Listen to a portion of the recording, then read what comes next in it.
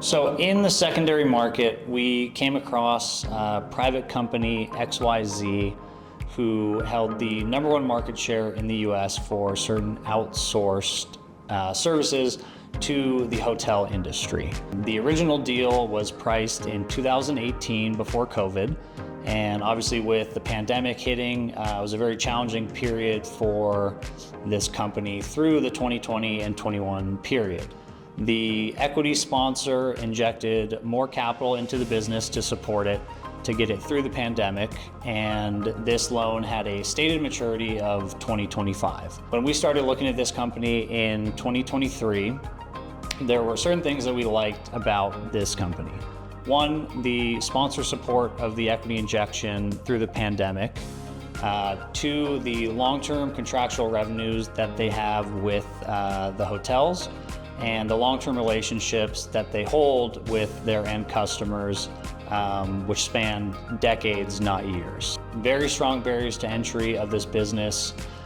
With inflation kind of ripping through the market, these contracts had inflation pass-throughs, and they were seeing many new contract wins with a clear path to EBITDA growth. When we looked at this investment, our thesis was that they would be able to refinance this capital structure without EBITDA growth, and we were able to source the loan in the low 90s. And the reason for this is primarily the tranche size of the debt instrument was considered small to the US market, which was less than $500 million in original issue size.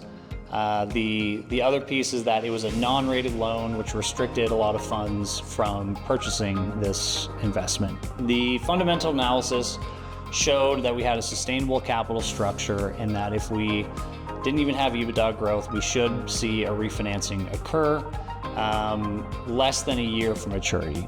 And the reason for this is companies typically want to refinance their loan before maturity approaches because, one, it becomes a current liability, but two, the lender has strong negotiating power if you get too close to maturity. The thesis played out. EBITDA growth was way higher than our expectations, and we were taken out of this investment at par and recognized our 7 points of capital gains in addition to the interest income that we generated. We then had a reinvestment decision from the new loan, and given our strong take on the business, we played in the new loan, and that loan continues to sit on our books today.